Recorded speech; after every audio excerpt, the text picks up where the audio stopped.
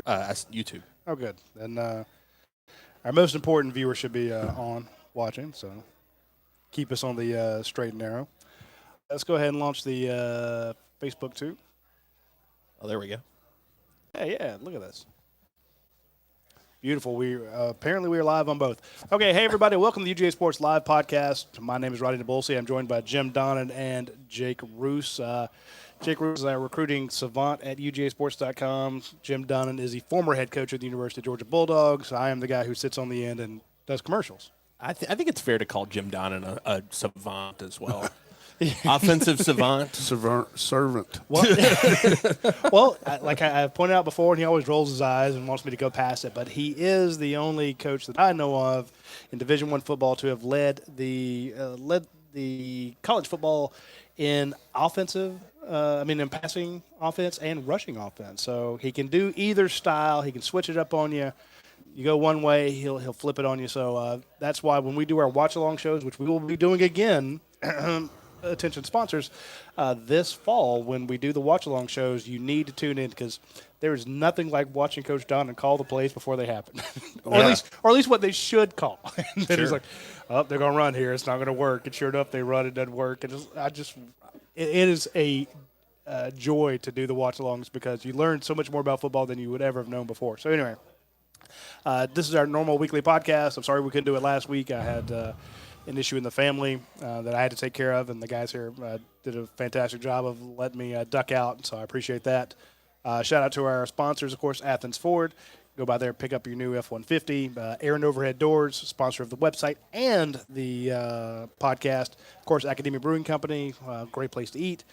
Your Pie, 70-plus locations.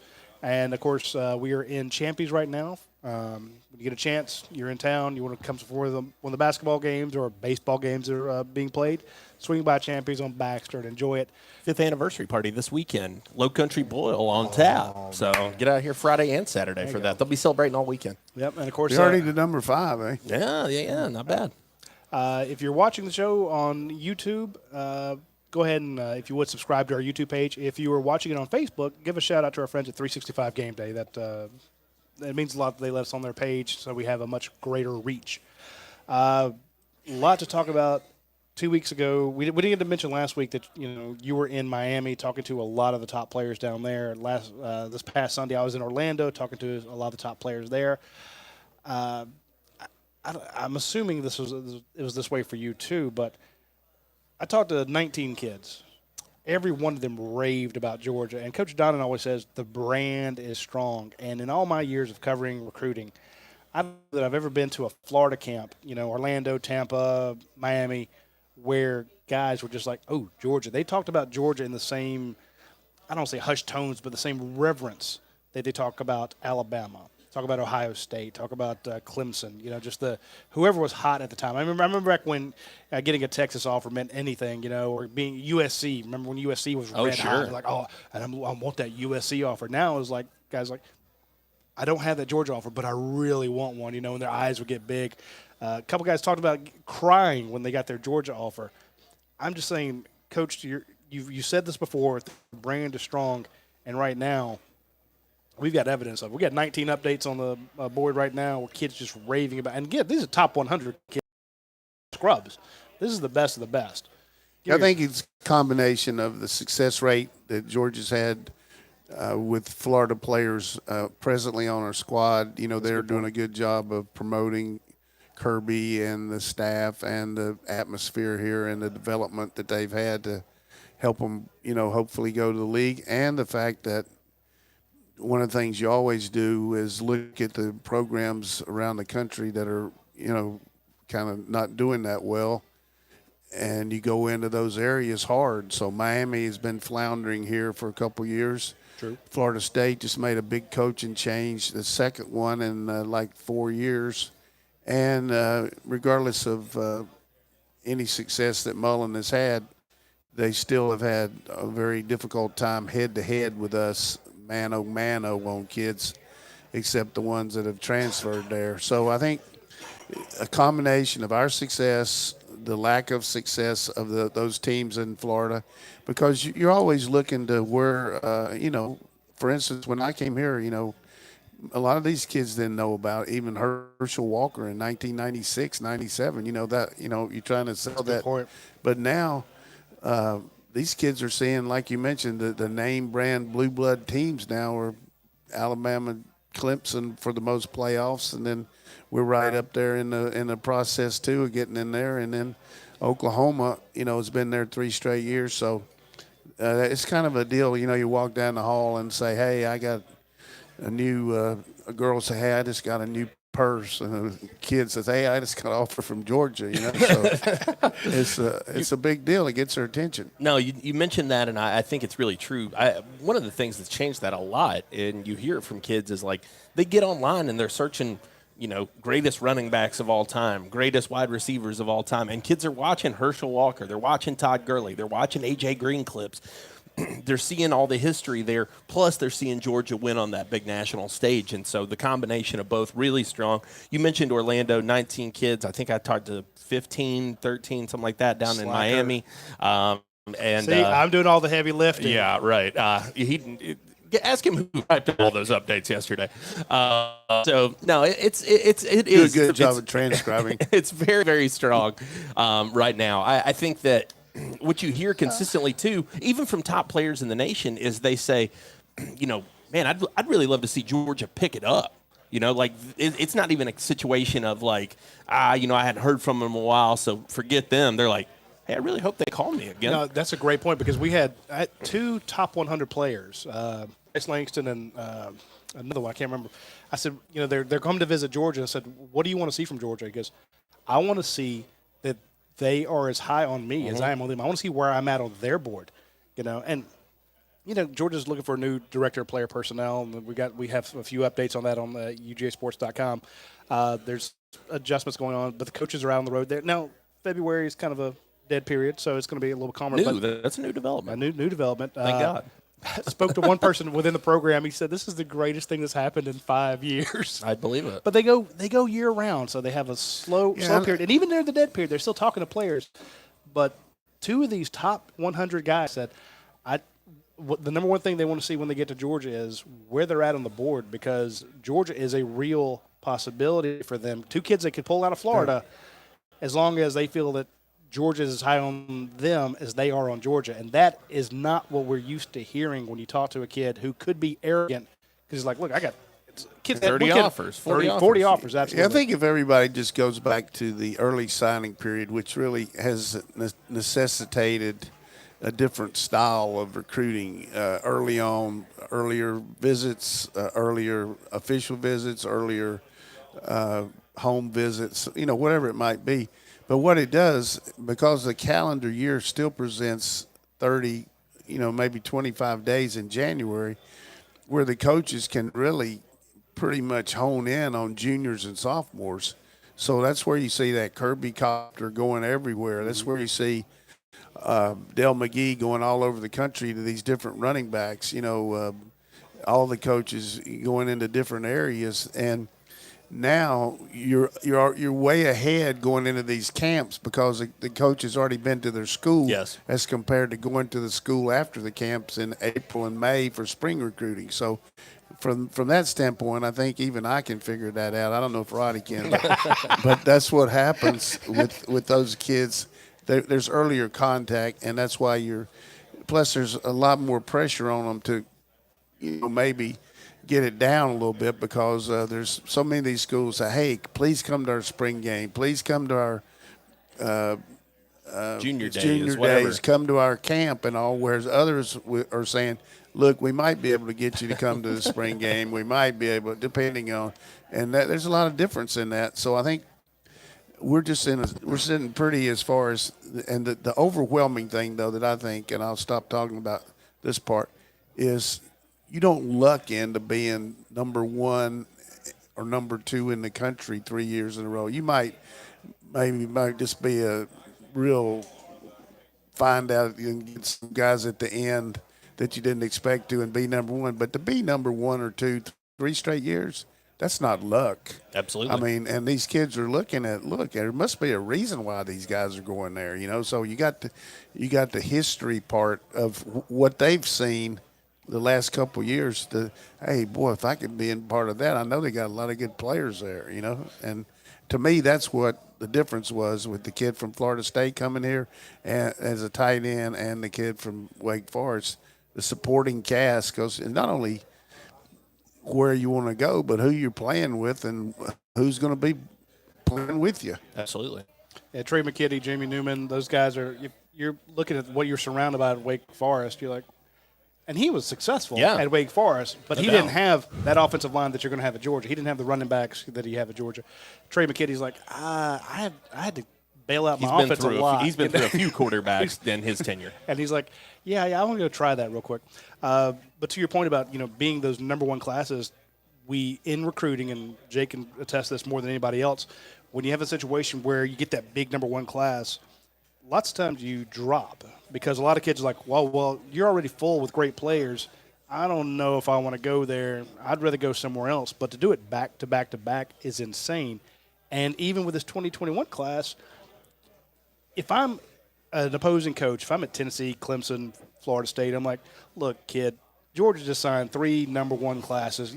You think you're going to make it in on that depth chart? Sure. Come here. We got immediate play-in time for you. Hey, don't tell me that, Coach. You were 63 and 62 the last 10 years. Exactly. But did you know that that's Tennessee's record in the last 10 years? I did not. I just had to say that. Wow. Phil Fulmer says they're back. They are back. I mean, back in the pack.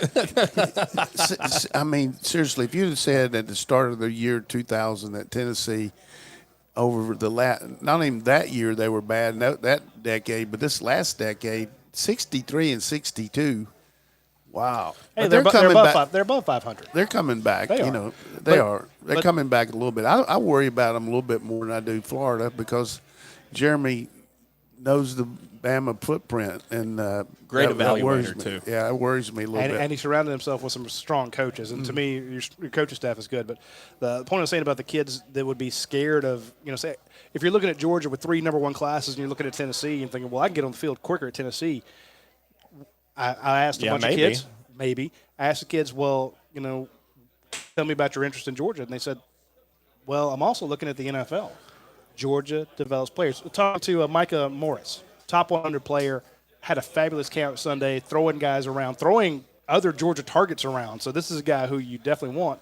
And I'm like, they've signed some good offensive line classes. What's your interest in Georgia? He goes, they're putting 3 guys in the NFL on the first round probably, 3 offensive linemen. I'm like, it's going to be, it's going to be a banner year in the draft, so it's only going to get better. Right. And we talked to a kid who's, one of the Hall. How do you say his name? Ajayi Hall. Talking to him, he's like, yeah, they mentioned Mecole Hardman. A guy who left 3 years, has a Super Bowl title, a Super Bowl ring now. They are not only looking at Georgia's recent history, but they're looking at the development. And I know a lot of opposing coaches and opposing fan bases bang on Kirby Smart. Oh, he's a great recruiter, but he can't develop. When you have those kids coming to Georgia and getting better and then going to the league, that means that number one class is not scaring off the kids that are coming up because they're like, they got it going on over there. So you see that it's equitable opportunity. I mean, and you mentioned development. Look at a guy like Tate Crowder, comes in 2-star running back and essentially plays super meaningful minutes for the last 2 years. Does a great job under Kirby Smart. They get it. They flip him over, decide to make that move. I think that was huge for them. But I want to mention too. You mentioned the coaches and the role they're playing in this. There was a lot of concern, and I even expressed, how will Georgia do in South Florida now that James Coley has moved on? The feeling I got down there at that camp was that now they've taken these kids and they're the recruiters now. They've sort of filled that void in for him. You've got James Cook. You've got Tyreek Stevenson. Yep. You've got a number of guys Devod Wilson who are able to attest to what's going on in this program, and that is ringing as true. They know that those kids are going to be more honest with them than a coach would. It's a little bit of a setback just because of the natural tie with the high school coaches and all that. But, I mean, sure, if it would have happened like the first year, then it would have been – when you don't have any players here, you make that point. And another point that I would make, too, is the competition level is something people talk about, the number one rankings and all that. But because of the guys coming out early, like you mentioned possibly 4 first rounds, depending on what happens with Jake.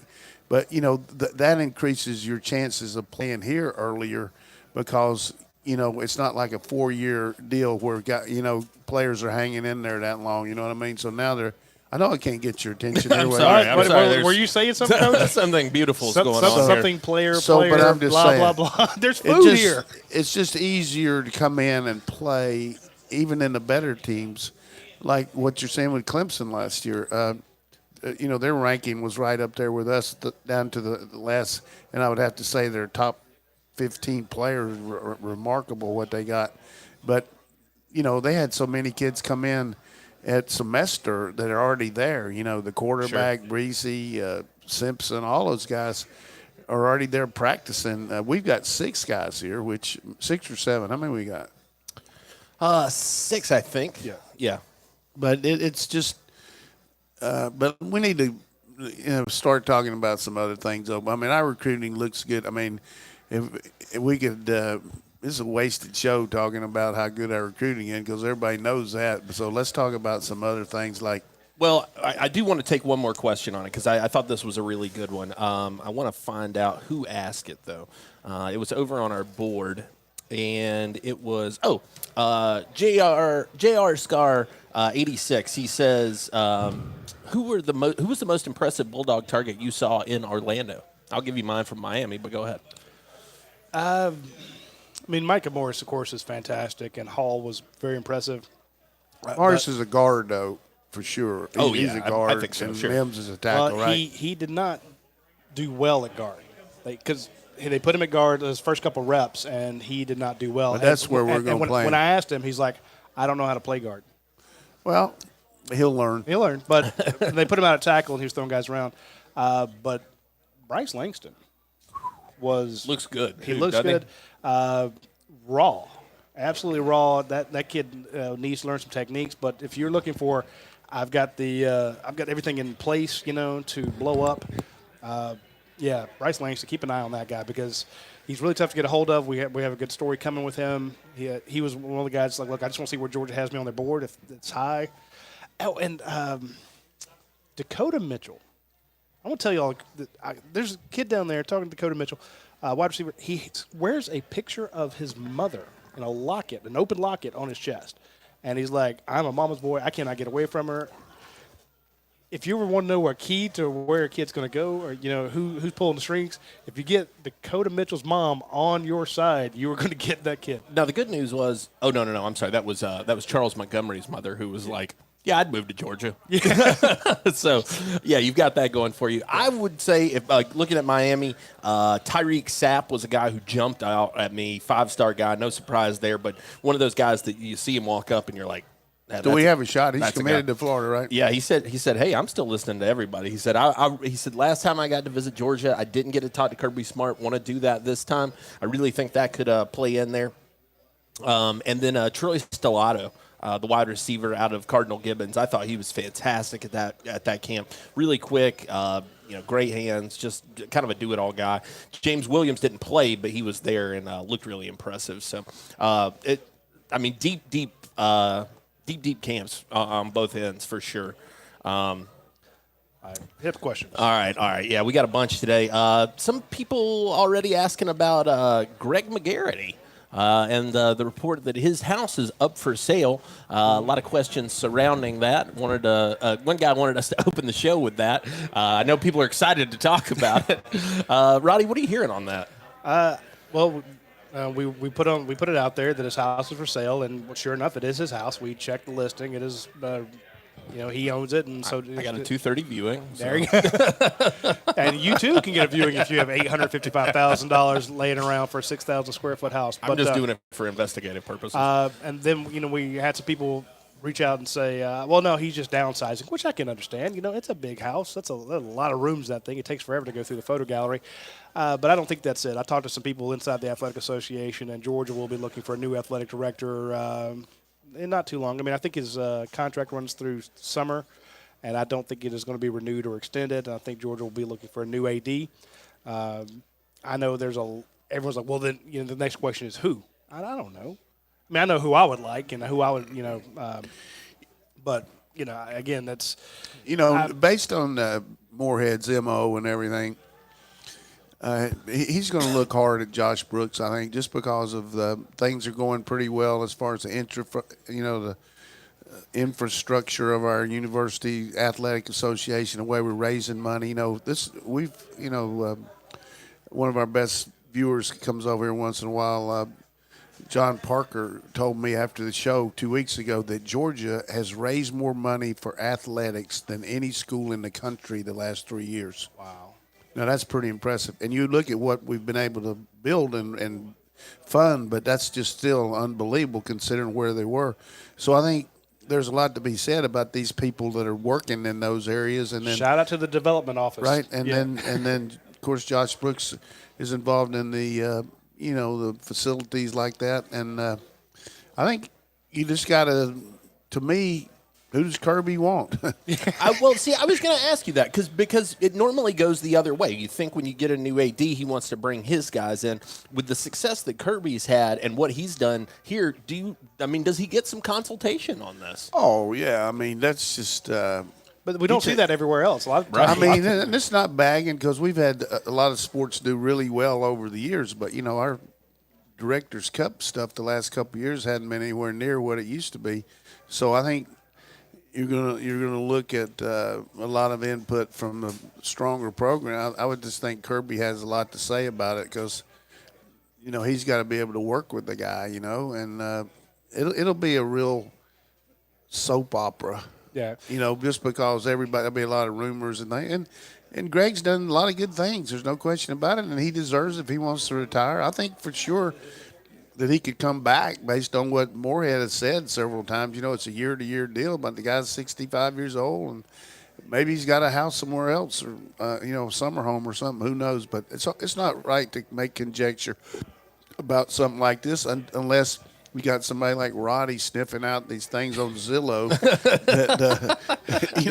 One of the things everybody needs to know around here. We watch this planes. Guy doesn't even. We watch planes. We watch real estate sites. He doesn't even breathe. He's watching the Zillow to see who's for sale, and he picks up that McGarrity's house is for sale, and now all these other sites are saying, "Wow." He sneaks in Champies at night and goes through the receipts to see what they're eating. But I do give you credit for that, and I figured you'd probably have Dash asking him about it. Did he ask him today? Dash has not yet, but he will definitely reach out to him. Dash and Greg. As many people bang on Greg McGarity, you're always going to have people who rip on the athletic director and the offensive coordinator. It's a guaranteed thing in Athens.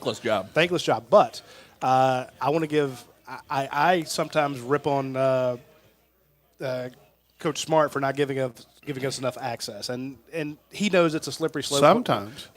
Whatever he gives us is never enough. I'm always going to push for more. But Greg McGarity in his tenure has always answered the phone for a journalist, and he's always made himself available. And I know that if Dash calls him, day or night, 2 o'clock in the morning, Greg McGarity's going to answer the phone. And the responsiveness that he's had has been fantastic, so I always appreciate that. You mentioned Josh Brooks. He's done a lot of good things, too. Yes, he has. I mean, he's done a lot. And you look at the new facility that's being built. We broke the news on the new construction there. Think of where things were. Zone. Think of things where things were. I mean, Kirby Smart obviously played a hand in this. Who hired Kirby? Exactly. So, but that's the thing that everybody needs to realize, too. It's like I heard this guy say one time, I'll never forget it, about an athletic director. We sent you to hire the guy, not to offer him the job.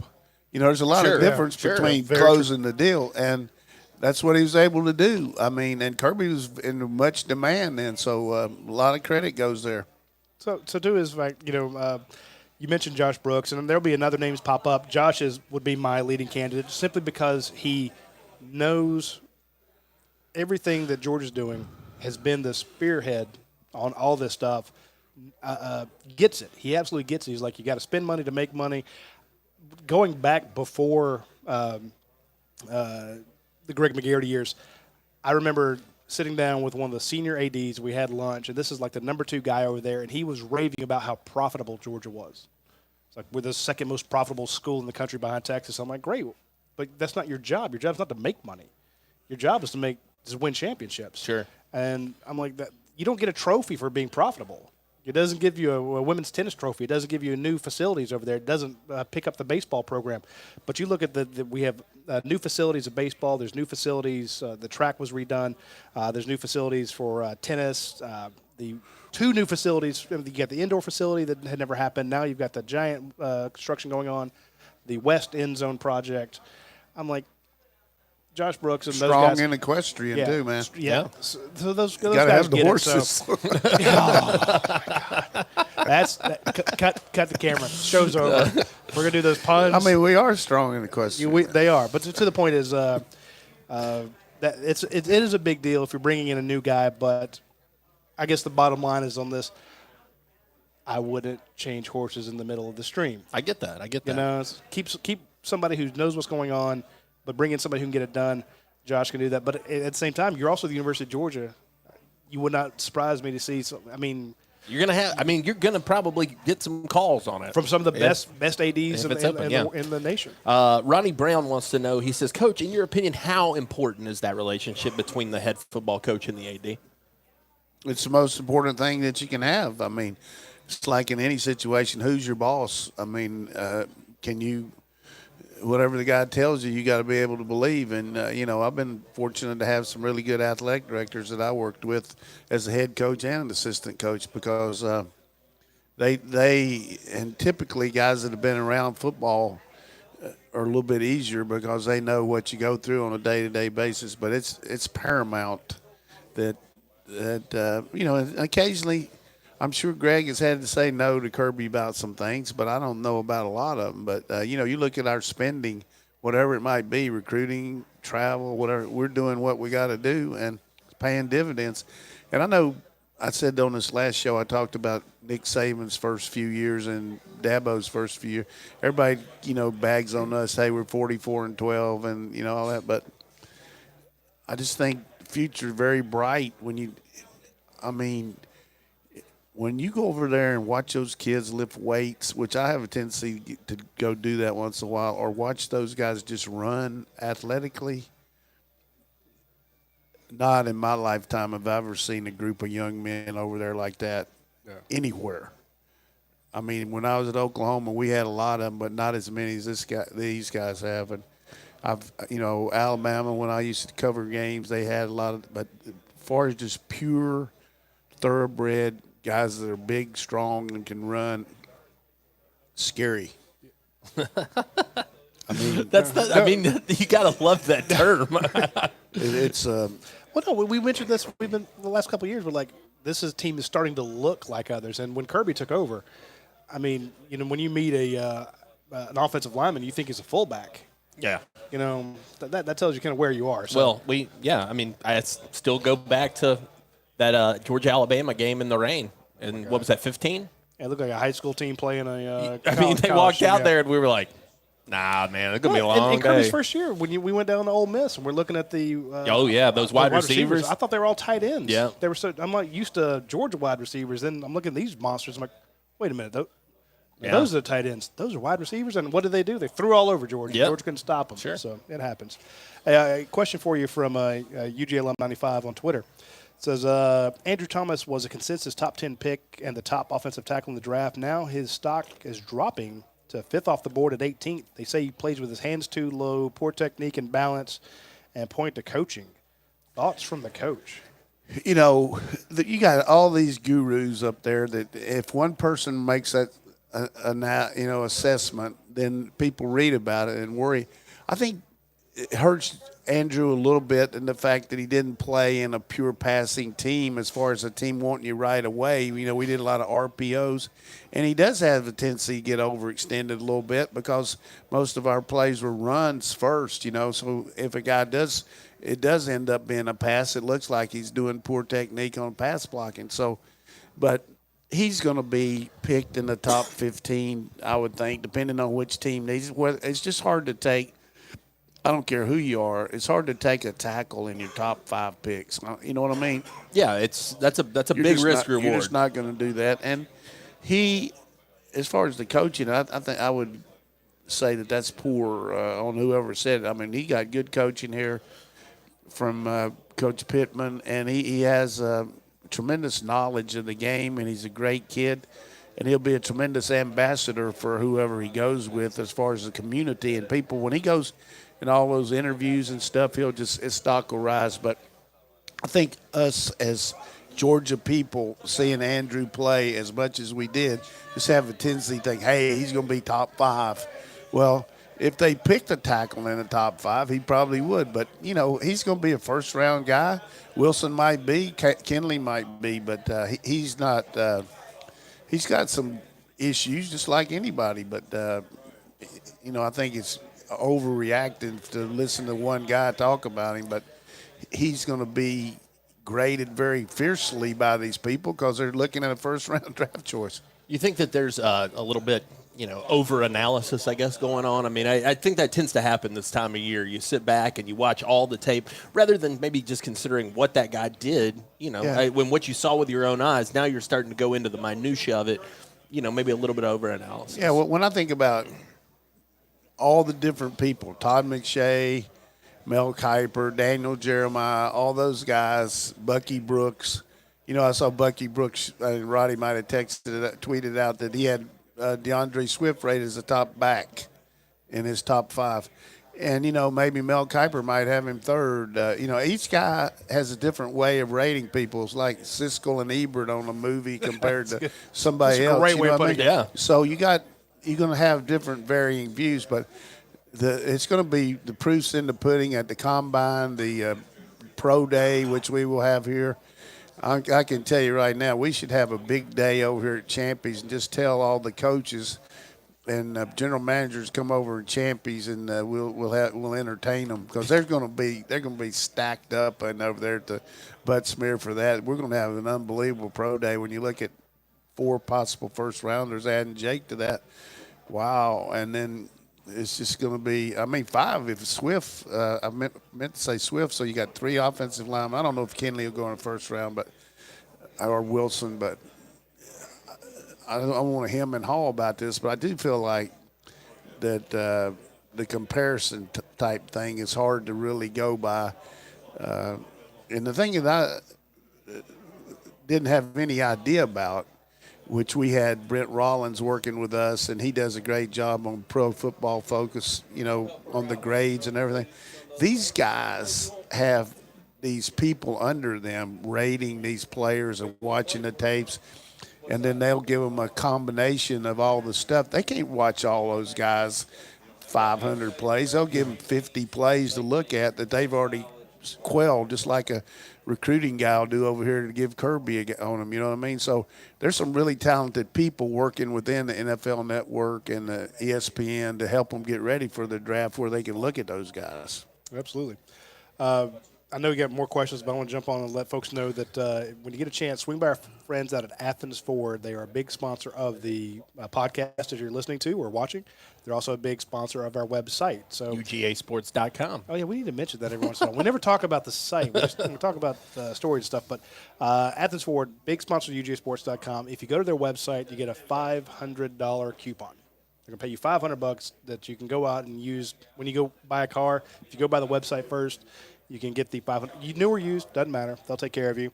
Also, if you need to sell your car, you're like, hey, I don't need a new one. I just got to get rid of this one. You can turn your car into cash now. They'll give you a Kelly Blue Book Insta Cash offer. It takes about a minute. You just do it right there online, find out what your car is worth. Good to know if you want to use as a trade-in. Of course, they have all these new offers, special offers on the certified pre-owned. So when you get a chance, swing by our friends at athensford.com. But before you go out there, like I said, just go to the website first, get the $500 coupon, and then go out there. Make your best deal and then drop that on them.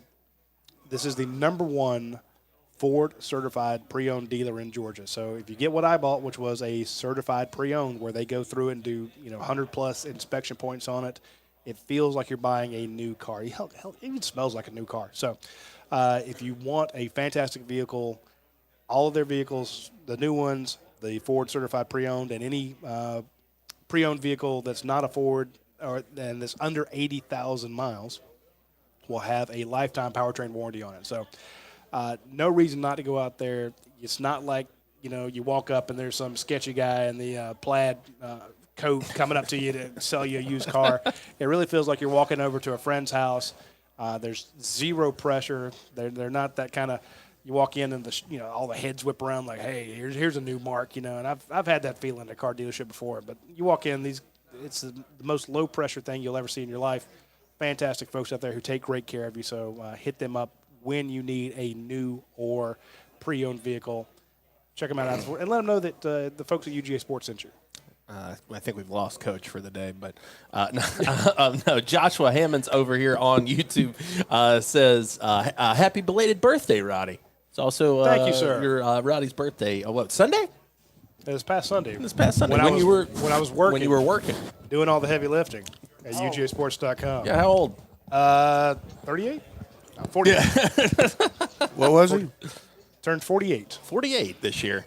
48 and out the gate. There you go. At a certain point, you start having to do the math. Sure. You forget. You're like, because I remember going, I'm 30. I'm 31. I'm 32. And then you get into your late 40s, you're like, okay, if I didn't carry the one, I was born. Yeah. So. Happy birthday, though, boss. Thank you. I appreciate that. All right, Cincinnati, Dog, touching on a big story that we broke overnight, and that's about Duan Malthus being cleared for spring practice. Duan, if you didn't see, Kirby shared that news with some supporters up in Charlotte. We've got further confirmation on that, too, so it's looking good. This guy broke that down at the Sugar Bowl. We've been talking about it for a while, for sure. Yeah, it was in what did Kirby say something about it? Kirby did. Kirby was talking to a group of supporters in Charlotte, and he told them this. So this was the first public thing that quote unquote public. He didn't say it, in a situation where he was out on like a radio or something or mentioned it to the media. But this was the first time we heard Kirby Smart actually tell a group of boosters that, hey, he is cleared to play. So, yeah, we mentioned he told you, and you put it out in Sugar Bowl. Now, he wasn't the one that told me that. No, I wish. If we could get Kirby to ever answer the phone. Well, hey, I'm glad that that's public now. But, yeah. It was just a case of being really ultra safe and wasn't any sense of trying to – but the guy got an inordinate amount of heavy lifting work out there where they just didn't hit him, he threw 707. He ran a scout team quarterback. He had a tremendous year developing and really is going to be better physically, but from the standpoint he wasn't hit at all for, a whole year. So, and he won't be hitting the spring, of course. You don't let your quarterbacks get popped. Right, unless, sometimes the guy hits you. But, hey, I overreacted there. I just thought that was old news. Come on, man. Well, read UGA Sports. Part of it too, I think you mentioned. One of the things that Duan was, I guess, not concerning about Duan, but that people had questions about him coming in was: is this guy a quarterback? Is he actually a quarterback, or is he an athlete, a wide receiver, a guy who's there was some feeling that maybe he was a little raw at the quarterback spot. He's definitely raw. A whole year though to practice like that. It was a lot of raw. 2 years ago, but he was a very good athlete. They moved to quarterback. The guy's got skill set to be a quarterback.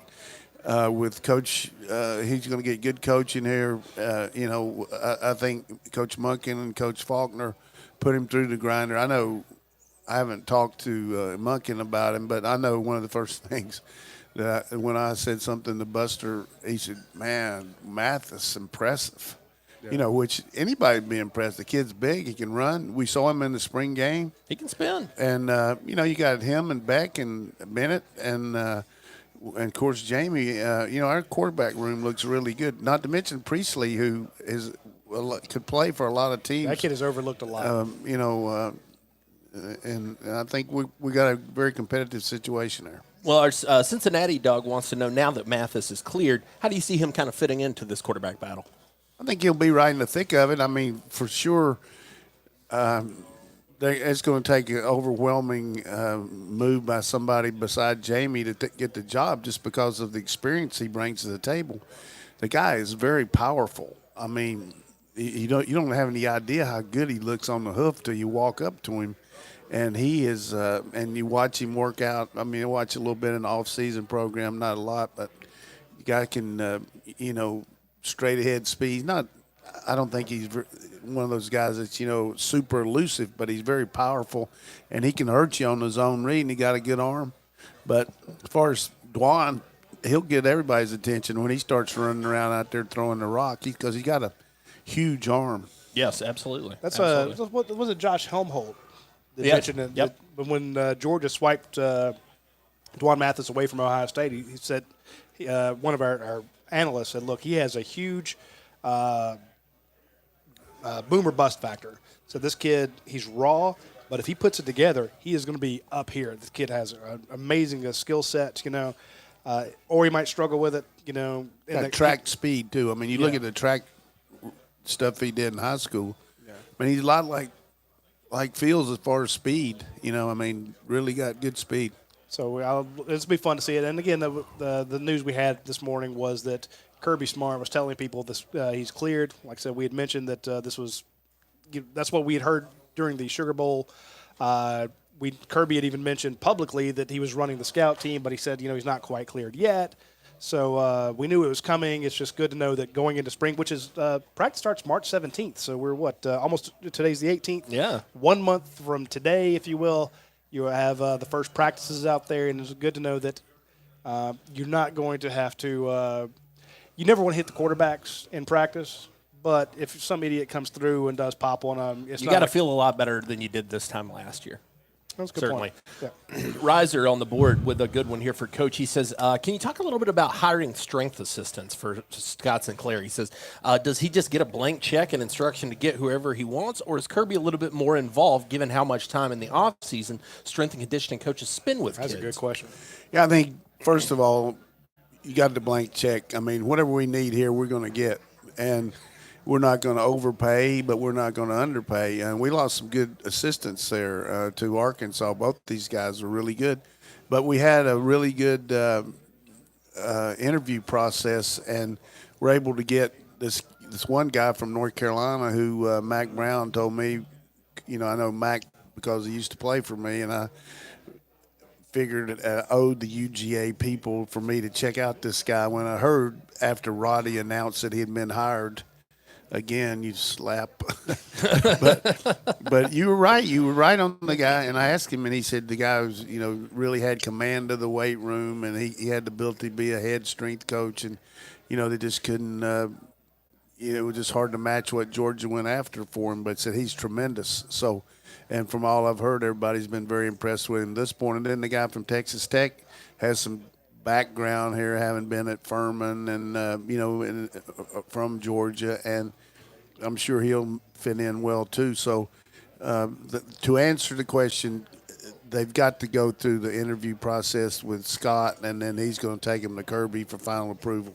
Makes sense. I mean, it's a very tight-knit community, because you have all the different certification levels amongst the strength guys, and they know each other. So, oh, yeah, big time. So I guarantee you if Scott could say, here's the next two guys. He's got to roll it next. Yeah, exactly. Yeah. And so how did you find out how did you know that both those guys are being hired before anybody else? I mean, it's not fair. Well, same way we know that people have left, the same way we knew who replaced Haley Shaffley. All right, but you did do it. I don't think people understand that stuff like that, but you did a good job on it. So what else we got? One of the best things to do is when you're looking, you get a tip, and you go find their Facebook page, and they've already changed their stuff to UGA. Yeah, that's a good giveaway. Pretty good chance that when it went from Texas Tech to Go Dogs that yes, he's been hired by UGA. So. Brent Dog 58 says, you guys heard anything about Mel Tucker possibly coming after some UGA staff? I guess he started following Glenn Schumann on Twitter today. Not that it means anything, but some Michigan State fans are starting to start some rumors. I wouldn't blame him. You got to get somebody there to run your defense. I don't think he's going to be able to get Lanning. Who knows? But, I mean, don't say that, hey, Jim Donnan said could you blame him? He knows his defense. Georgia's #1 defense in the country last year. He's worked with the guy. He's a co-defensive coordinator here. Yeah. So he's hired several guys from Michigan State. He kept Tressel, who was the coordinator. He's not going to be the coordinator, and he coaches the secondary. And he kept that Burton guy, who's a defensive line coach, who had gone to Indiana, but he came back this week.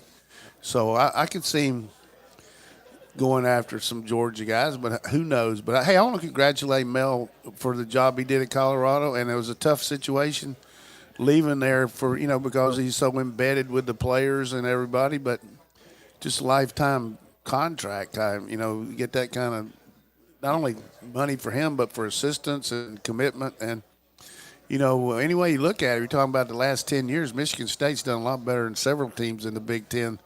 That, you're talking about Penn State. It's come on lately, but Michigan State's a good job. Yeah, it's a good job. It's a great program. They gave him a lot of money, and it's almost the exact same situation we saw with Sam Pittman. It's like, look, they made an offer. I can't refuse, They did that with Sam, and he's going to take it. So congrats to Mel Tucker. I saw that our Michigan State site pointed out on Saturday that Jay Johnson's going with him to coach his offense. So, again. Jay's a terrific coach. He's got Minnesota offensive coordinator. He knows the Big Ten. It'll be a good move. But what exactly, as an old 75-year-old, when somebody follows you on Twitter, what does that mean? That like you got a seeing-eye dog walking around? What does follow? What does that mean? That you just, when something comes up about you on Twitter, it automatically goes to his phone? No, it really doesn't even mean that. It's not even that deep. It's just like – So what does it mean? What's the connotation between Mel Tucker following Schumann that he would maybe talk to him about? What I think is weird is that he wasn't already following Glenn Schumann. Exactly. That seems strange. Well, to me. here's the thing. A lot of times when you see this. Explain, por favor. Explain. So we have a fantastic member on our board, Gager 292? 292, yep. Gager 292, the guy who had the most accurate predictions of anybody in the nation last year when it came to the fan futurecast at UGASports, Rivals.com. You can predict where guys are going. A guy at UGA Sports beat out all the other fans on where guys were going, which means he reads a lot of sites. He keeps up with it, and lots of times he goes to our board and says, "Hey, Kirby Smart just followed this player," or Coach Hartley just followed this guy, and all of a sudden, yeah, sure enough, 5 minutes later, that kid has an offer. So you can keep up with that, because sometimes when you follow someone, it means you want to see what they're posting, but mainly, Coach, you want to be able to send them a direct message. Okay. You want to be able to write to them. But here's my thing. I'm like, he probably got Glenn Schumann's phone number. Thank you. I'm like, if you he follow, coached underneath that you this for allows years. you to direct message him like you would on Facebook or something. Yeah. If Right. you're a friend on Facebook. Right. Yeah. But you can't tell me that Glenn Schumann does not have Mel Tucker's number and vice versa. So if he needed to reach out to Glenn, he'd just like, hey, man, how's it going? You remember the 3 years we spent coaching together? So. Hey, it's Mel. You remember me? Yeah. Yeah. Crystal Christie here with a very interesting suggestion. She says maybe Coach Donnan could be the new AD. Hey, I'm like an old maid, man. I'm available. Especially what they pay nowadays. I would really do a good job with those minor sports, but I would be joining at the hip with Kirby. What do you want, Kirby? Yeah. Just hand him a checkbook. I got a feeling Georgia tennis would see some increased spending. No, I'd be very fair. But, I think it's certainly a lot different job than it used to be when football coaches became ADs, like Coach Dooley, Coach Broyles, all that. You just got so much more involvement with the Olympic sports, and you have a women's athletic director and all that stuff. So, Coach Fulmer's doing it, and certainly I wouldn't have the time to do it now, but I think it's a real important the way you represent the school, not only around here but within the conference. The strength of Georgia should be prominent now. Walking in the room compared to Alabama and Georgia should be the two got your attention schools on the football end of it for sure. Absolutely. I'm gonna give you guys one to sit on before you move on this. Think about this though while we're doing this break. Jordan Green over on the board says if you could steal one current player from another team in the SEC to play for Georgia, who would it be? Think about that. That's a good one. Before we get to that, I do want to give a big shout out to our friends at Aaron Overhead Doors. Again, a sponsor of the website and the podcast. So if you enjoy the podcast and you're not a member of the website, thank Aaron Overhead Doors. If you're a member of the website and you're not hearing this, well, why not? We're going to talk about you because you're not here. But no, if you like both, then you need to thank Aaron Overhead Doors because they make the podcast and the website run. Big shout out to them. Fantastic service, folks. I mean, again, I mention this all the time because I think it's rare in today's society when you reach out to a service provider, a plumber, a contract or anything like that. You reach out to them, and they send somebody else. It's not somebody from their business. You go to Lowe's and say, "Hey, I need I need these windows put in." It's not somebody from Lowe's that comes out and does it. They have a contractor that you may never see again. Hell, half time you can't even get that person's number if you have if you need a follow up. You have to go back to Lowe's. They send out somebody different. I'm not banging on Lowe's. I'm just saying it's not their employees. But if you deal with air and overhead doors, that is somebody who comes out with the Air and Overhead Doors logo on their shirt because that's where they work. Their 40 hours a week is at Air and Overhead Doors. They do their training there. They work for it. They take pride in their work because they know that if something happens, someone's going to call Ryan Lucia and say, "Hey, Ryan, I need you to fix this." That same person is going to go out and take care of it. Now, if you look at their ratings, you know that that's not a problem. I mean, 5-star ratings across the board, 680 verified nearby now reviews, 4.96, which means one person gave them a 4, and 679 people gave them a 5, and so it's just the reviews speak for themselves. I also want to give a big shout out to our friends at Your Pie. Today's the 18th. March 14th is coming up, 314. What is Pie that? Day. Pie Day. That's when you can go out and get your pizzas at Your Pie for $3.14. I'm warning you a month ahead of time because Start setting up the tents. exactly, the place gets packed, but you can't beat to get that full pizza for $3.14. It's a great deal. And they had a special I saw here in the Athens store. You can get a 7-inch pizza with all the stuff on it, a side order. Like for me, it's going to be a salad because I'm trying to be svelte and everything, and a 20-ounce drink for $8.50. Not bad. Pizza, side, drink, $8.50. You can't beat that. There you go. Hit up any of the 70 Your Pie locations. They're going to take care of you. But remember, we're less than a month away from Pie Day on March 14th, 3.14. Pie, for you people that don't know math, that's what it is. So big shout out to them. And get out of Champions this weekend, February 21st and 22nd for their Low Country Boil for their anniversary. Good. Coach, who you taking? Who you stealing?